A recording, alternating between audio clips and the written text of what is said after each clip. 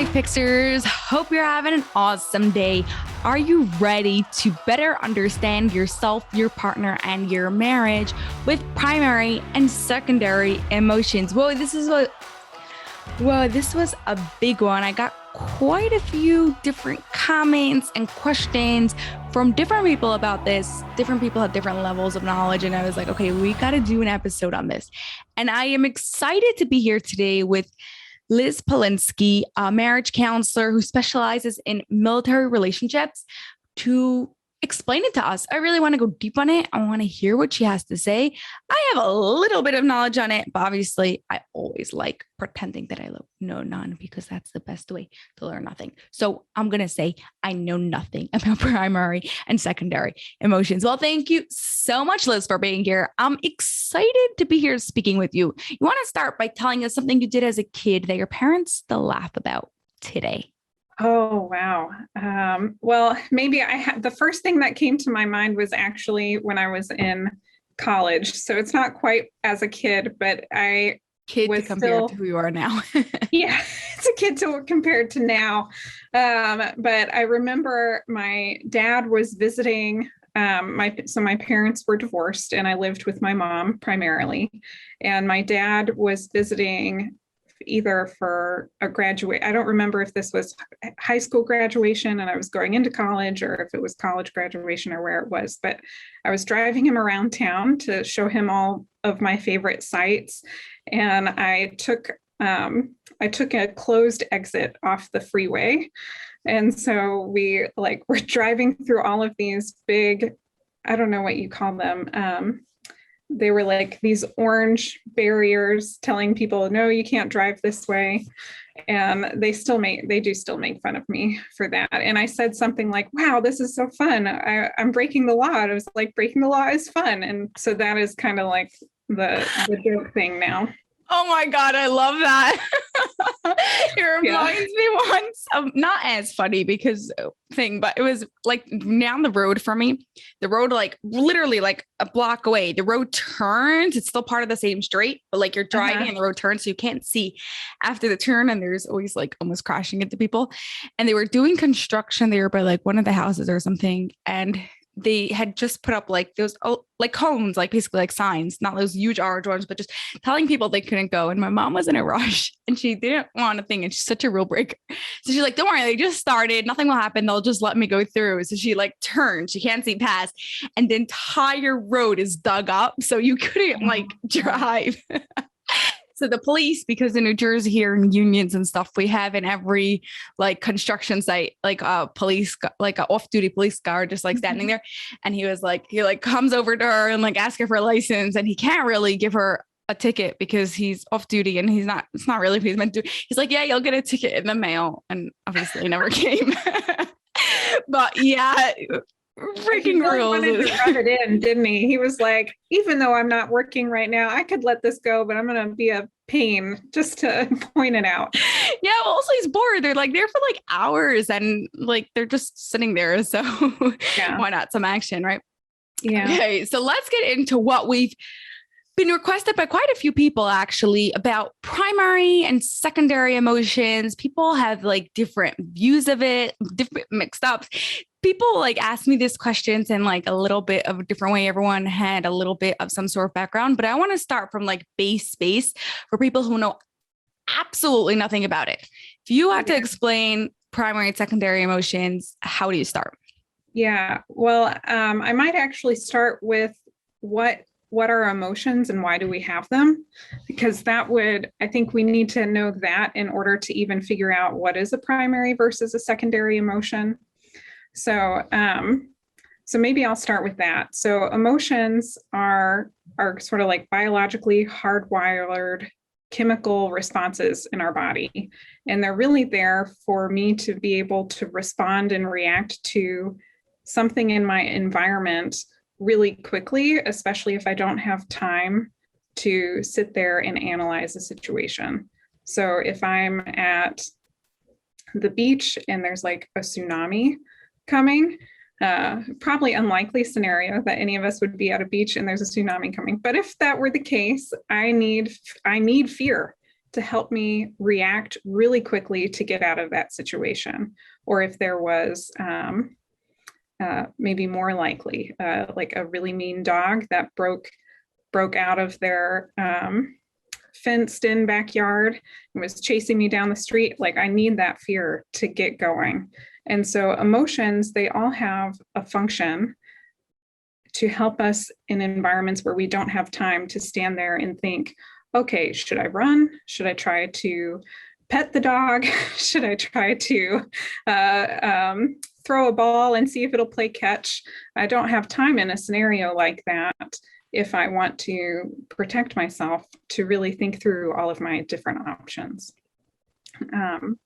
So I don't know if you have any thoughts about that. I think one thing that we say a lot here on the podcast is emotions aren't good or bad. They're just a sign. And I think that you explained it really well like that. Like they're just when you don't have time to think, when you can't go through all the, right? Like you said, am I running or am I petting the dog? Then that's what they're made for. They're there to, yeah. Yeah. Now, besides for that, are emotions ever there? Obviously, before we get into the whole like processing and all of that, for times where they're like where you do have time to think, or that's already like getting deeper in. So, there are different models of the components that go into an emotional experience, depending on how complex you want to get. I tend to think simple is better for the majority of people. So I tend to talk more about a 3-component model of emotions. So I have a physical response in my body. So my muscles tightening up, or my heart rate changing, my breathing changing. If I start sweating, that would be a change. If I get hot or cold, those sorts of physiological changes. That every emotion has a physiological sensation that goes with it. They have a thought that goes with them, and then they have a behavior urge. So I like to talk about behavior urges. Maybe if I go through a breakup and I feel angry, I might want to key my ex's car. I may not do that. Right? I may not do that. I may be able to hold myself back. I do hope so. Yeah. You have some level of emotional regulation. Right. But that's a natural urge. The urge to do that, even if I don't do it, is part of that emotion. And maybe I do another behavior that would still be part of the emotion as well. So I think that. Yeah, that explains the emotions really quite clearly. And I think that also we could identify emotions by being able to understand what's going on in our body, and then learning which what's happening means different sort of emotions. Yeah. So emotions don't come out of just anywhere. I have to have something in the environment that brings on an emotional experience. Now, that could be internal or external. So if I was cut off driving, that would be a clear like external event happening in my surroundings that was the antecedent to my emotional reaction. But my thoughts could be an emotional reaction too, or they could be the antecedent. So if I thought, gosh, there's no way I'm going to be able to pay this bill. Well, I probably am looking at the bill. The bill actually might be an external event. Let me think. But if later on in the day or at night you're in bed and you're thinking about that bill. Exactly. Yeah. Then that could be just my own thought process stirring up my emotional experience. Yeah. Okay. So I think that gives us a really clear understanding of what emotions are and how they come about. We're keeping it simple and easy for everyone to understand. Yeah. And so,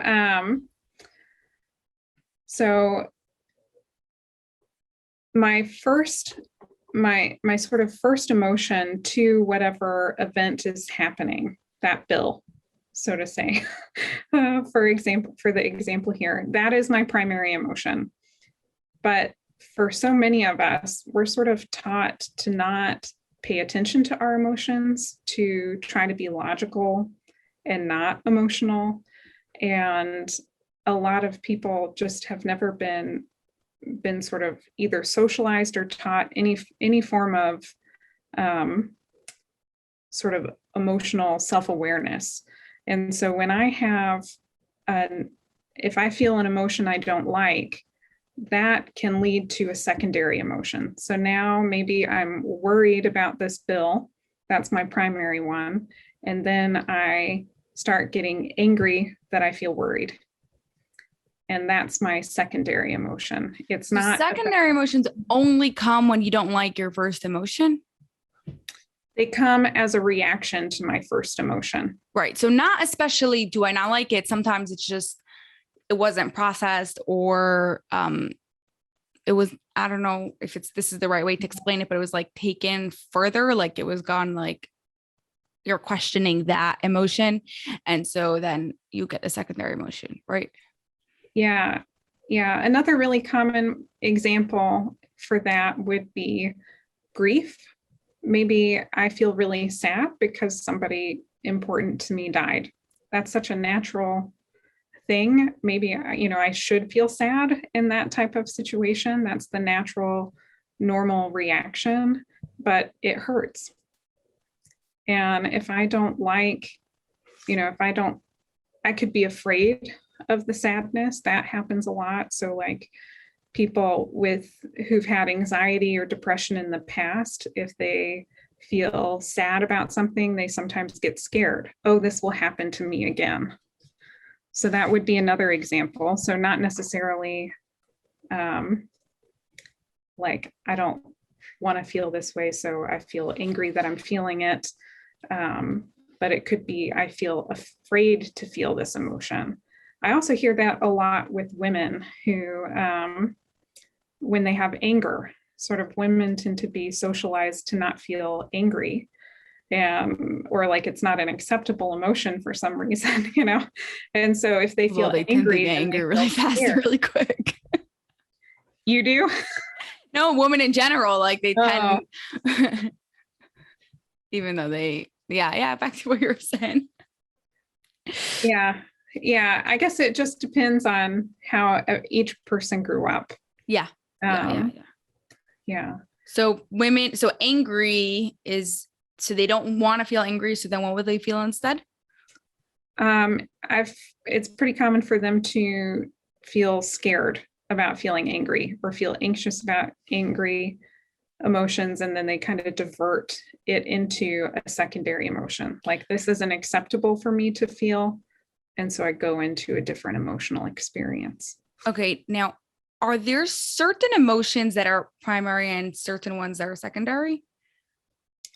No, all emotions can be primary. I would say. I always thought, and from what I've learned, that anger is always a secondary emotion. It's like 9 times out of 10 is a secondary emotion, but it has the capability of being a primary emotion. Okay, fine. So when people generalize like that, then it makes us, good. So I'm glad we're learning real facts here. So does it make a difference if, let's say, we recognize our emotion? Okay, we didn't like have the awareness, we were too much in the emotion or something was going on to recognize emotion when it was in the primary and moved over to the secondary. Does it make a difference if it's the first one or the second one that we're dealing with? Yes. Yeah. And so I do mostly couples counseling. And this is where I could talk about it being a really huge difference, because if I go to anger as my secondary emotion and I'm expressing anger to my partner, that's too much really for any of us to handle. And there's a difference between primary and secondary anger. And I could go back to that. But if I'm expressing just this reaction to me feeling hurt or scared in some way, that usually comes with criticism. It could include name calling, yelling, things that are very they kind of are harmful to the relationship in that they erode emotional safety in relationships. So it does make a big difference, especially in relationships, where I'm coming from. So if someone has primary anger, it's going to come out differently? Yeah. Yes, it will come out differently. It'll come out, it won't be, okay, so how I'm trying to think of if I can think of an example for this one. So a reactive secondary anger might sound something like, you're a total jerk, you never do this, you clearly don't care, what the hell's wrong with you type of thing. A more primary anger would be not about them. So if it's about them, that's a clue that you're in secondary anger. With all emotions or just anger? For sure, anger. I would have to think more about it for the different ones. Okay. Like you could be sad about someone specific in a primary one. Yeah. Can you tell me more what you mean? No. Okay. At first, let's finish with this because I'm cutting you off too much. Okay. That's okay. So let me just finish this thought about primary anger. So, yes. So primary anger might sound more like, I can't believe you did this to me. This was really not okay. I'm not okay with this. I'm really frustrated and angry right now. So it's more about me. This is my experience. This is not okay for me. And compared to sort of a reactive attack to the other person. Okay, that's really interesting the way you worded that. It just makes me think about all those people who say when you're speaking to someone, you shouldn't like put the emotions on them. Like, right, you should say everything about I feel like this and I thing. But if somebody is having a secondary anger to their partner and they're saying then that's not really correct. Or am I just getting it wrong? Yeah. Yes. Yeah. Just throwing in an I statement is not enough. So just throwing in an I statement is not enough.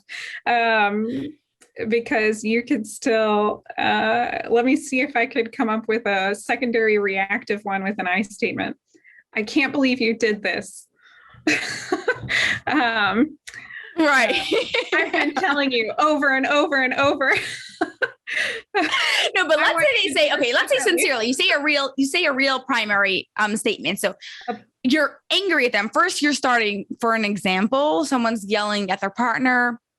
You did this to me and you, whatever, you. Uh-huh. So that's obviously coming from the secondary anger, right? Now, right. If let's say in middle, okay, they heard this thing that they shouldn't blame another person and said they should put it on themselves and they should say I. So now they're still really angry and it's still coming from a secondary thing, but they're saying, I don't like the way you do that when you do that to me, or I feel really angry when you do that to me. What emotion is that now? Like, where does that fall? Yeah. So I think first we would have to slow it down because we don't even know if anger is the primary emotion underneath the secondary emotion, right? It could be that the secondary anger is about how I feel rejected or how I feel scared that I'm not important to you, or I feel, I feel sad or I feel lonely in the relationship and now I'm getting angry. So it's not always, while there can be a primary anger emotion, and I would probably see that a lot in cases of like affairs, or if there had been like violence, something where someone had like really, really been wronged by their partner in the relationship, then I would probably expect there to be some primary anger as well. But for most relationships where that's not happening, a lot of the anger is likely secondary to feelings of insecurity, some sort of insecurity in the relationship. Okay, that makes a lot of sense. So let's take it a little bit different way. What if a person wants to start identifying the emotions? How do they start doing that? Yeah. I always recommend that people sort of journal about it, not journaling in the traditional way of I'm going to journal about what my day and what was frustrating, and not that. I like to have people go through that 3-component model. Okay, what are the thoughts I'm having right now? What are the physical sensations that went along with that? What are the behavior urges I'm wanting to do, even if I'm not doing them? And that'll go a long way to helping someone start identifying their emotions and what sorts of typical thoughts go. So sometimes if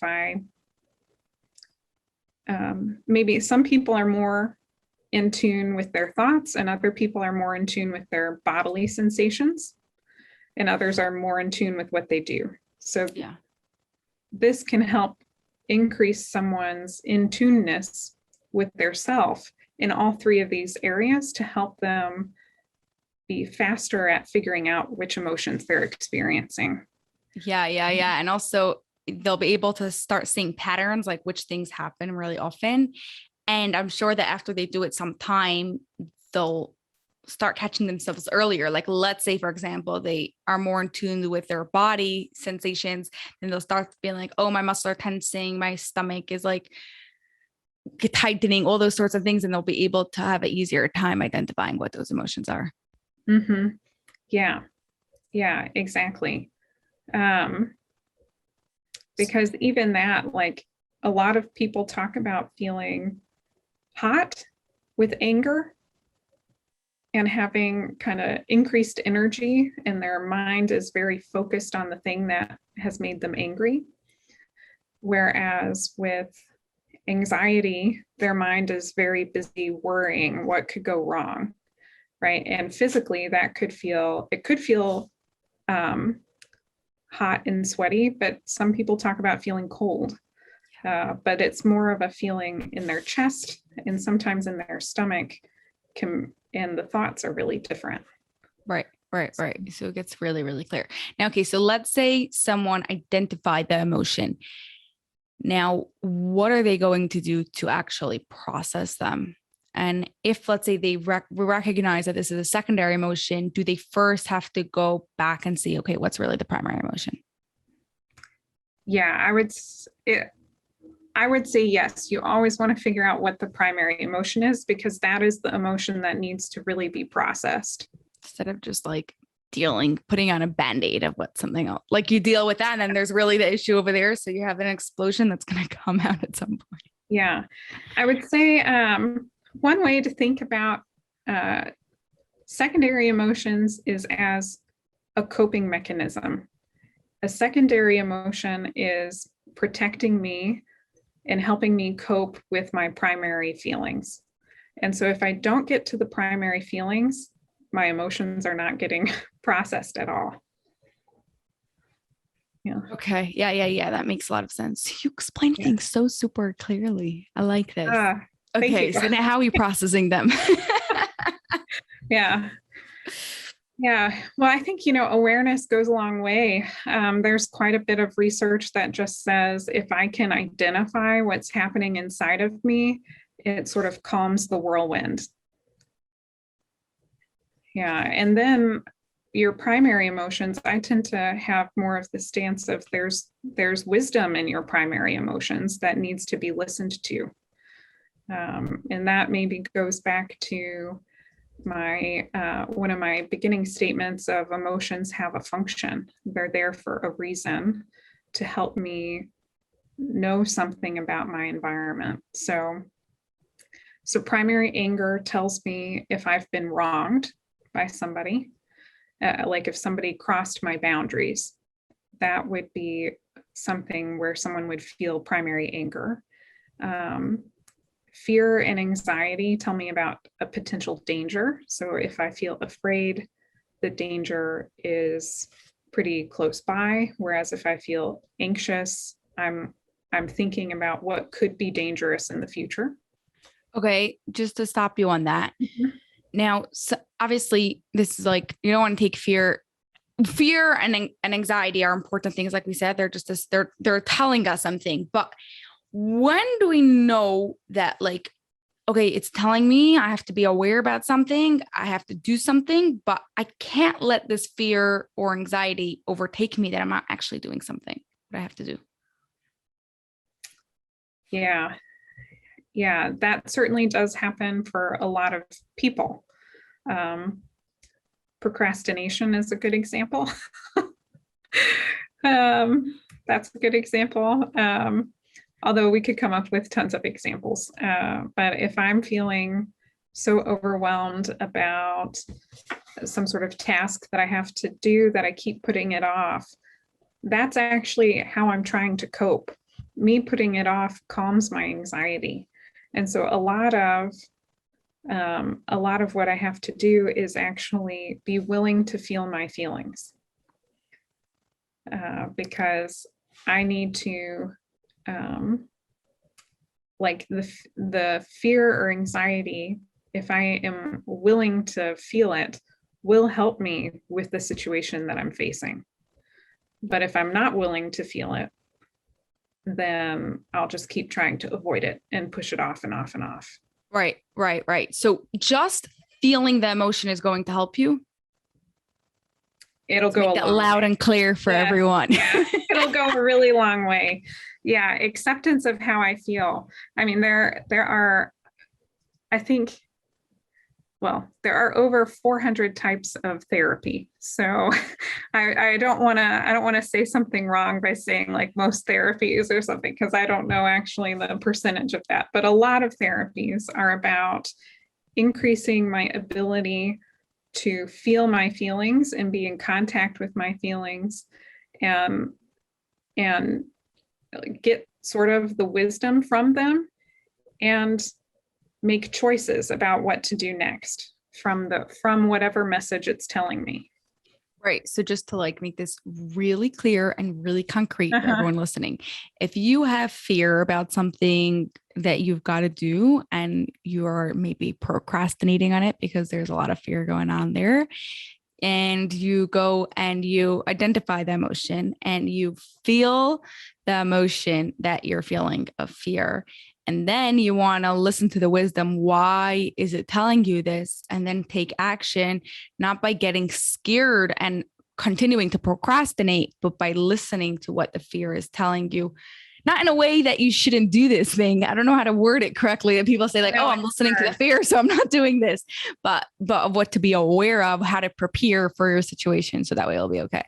yeah, this type of stuff is hard to talk about, so I find examples tend to be helpful for people. And as you were talking, what came to my mind, like what's something someone would procrastinate on? Maybe they are looking for a new job and they're procrastinating on applying for jobs. And when they pause for a second, they notice that they have thoughts like, I'm going to fail. No one's going to want to hire me. And I know I listened to some of your podcasts and you've talked a little bit about thoughts and working with thoughts a little bit. So I'm going to talk more about the other side, because certainly I could work more with the thoughts. Good. But Let's hear you got to say. yeah.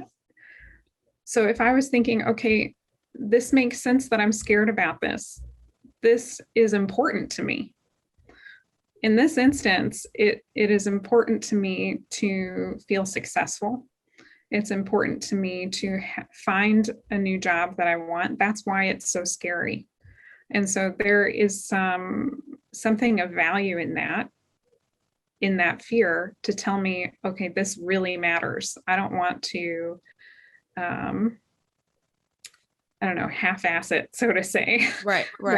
Which is also why it's so scary to even get started, because what if I start and can't do it? So once I have enough awareness and I'm letting myself feel it enough to be aware of what's going on, then I have more choices. And I tend to often have people sort of interact with their emotions, almost like Like a dialogue? Like, yeah. So I would think about it like my emotions are advisors. They're here to give me information, but like I'm the president or I'm the queen, I'm the one that gets to decide what I do based on the information that's provided. I love that example. I'm going to steal that one from you. Go for it. Yeah, go for it. So, so I want to listen to my emotions enough to get the information so that way then I can make choices. That is so makes so much sense. So much sense. So you're listening to that fear of why you're procrastinating to apply for this job.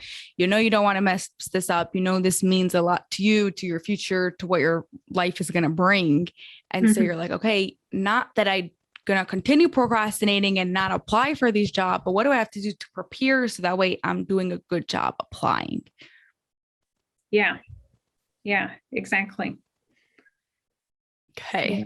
Okay. So we spoke a little bit about what fear means, and anxiety and anger. Any other emotions you could share with us, what they usually tend to sadness. So sadness has to do with loss, and it helps me process loss as well as reach out to support from other people. So that is sort of the function of sadness. Let me go through them real fast. We did anger, sad, fear, and anxiety. Those tend to be the big ones that people don't like.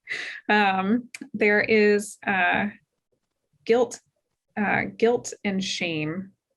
So guilt has to do with when I think I have violated my own moral code. I feel like I did something wrong. It doesn't matter anybody else's opinion. It's against my personal set of values. Whereas shame has to do more with, will other people think I did something not acceptable? Even if is that a secondary emotion? It can be. Yeah, and guilt and shame can often be a secondary emotion. They're common secondary emotions, but they could be primary as well. Like shame goes along with rejection, or is that also secondary? I would say fear is probably the primary. I'm afraid of rejection. Okay. But yeah, shame has to do with, am I going to be seen as valuable? So there is a connection there to feeling a sense of rejection. And if I'm sort of rejected from a social group, I'll feel shame. Yeah. And that has a function also. Nobody likes to feel shame. It's probably the least fun emotion to feel, but it does have an important function in that it tries to keep me connected with a group. And so if I think sort of evolutionarily, I would be safer with my tribe than out in the wilderness on my own. Yeah. So it helps me stay within the norms of the tribe to keep myself safe, sort of like safety in numbers. So pros and cons. That makes a lot of sense. Yeah. Okay. Now let's maybe do one not positive emotion, because emotions aren't negative or positive, but emotion that makes us feel good. Yeah. So we'll just go with happy. There are different words. Like the ones we've covered are the basics. Any other word is usually about an intensity level. So I could feel annoyed versus enraged. And that's just a level of intensity for anger. I could be disappointed that I didn't get the window seat on the airplane. Right. Or I could be in like despair, and that would be much more intense. So yes, I do hope that you're not in despair if you didn't get the window seat on the plane. Yeah. Yeah. Most people would not be, but both of them are sad. Both of them are in the umbrella of sad. They're a loss of some kind. but happy. Okay, super happy. Yeah. Yeah. So I could feel, I don't know, comfortable, or I could be like jumping up and down with joy, ecstatic type of thing. But happy sort of helps me approach something. It lets me know this is safe. This is like a good thing to move towards. So like food that tastes good, we will keep eating it. People that we really connect with, that are caring, we seek them out and we try to continue to engage with them. And so that has that function of helping me know what is safe and positive to move towards. Okay, that makes sense. Like going back, like you said before, survival type of thing. Also, what we're moving toward.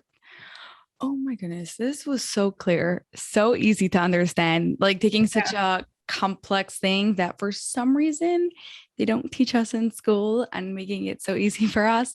I really appreciate this, Elizabeth. Liz. Man, names. You want to start, before we get to our final question, you want to just tell us where Life Fixers could connect with you and learn more about you. Yeah, absolutely. So I do have my own podcast. It's the Communicate and Connect podcast for military relationships. So I tend to work with a lot of military couples and families. I do couples counseling, and I am doing counseling in Virginia, South Carolina, and Arkansas, but I'm in person.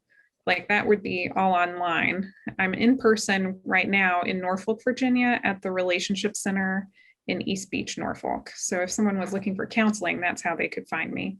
But and while my podcast is mostly military, there is some stuff that can be applicable to other people. Sure, right? There's always stuff to learn from everyone. Okay, so how would you describe an extraordinary relationship without using love, trust, or connection? Safety. Why are you saying that? I can't have any of those without feeling emotionally safe. And most of the, let's see, I already, can I use the word connection now? You're good, Liz. Yeah, I let you. Okay. I can't have connection without having safety. And I can't even problem solve effectively in a way that's really going to be sustainable for a relationship unless I first have safety. And it goes right back to our discussion about secondary anger. Secondary anger is something that a lot of couples experience, and that erodes the safety in the relationship over time. And so actually we have to help them get to their primary emotions, both of them talking about primary emotions, and then that helps increase their sense of safety, and down the road increases their connection. So I would say safety is the first key. So awesome. Yes. Without safety, we're not having anything. Literally, even you just think of it as a kid, the first thing they need is safety. Starting with physical and then emotional. So yeah.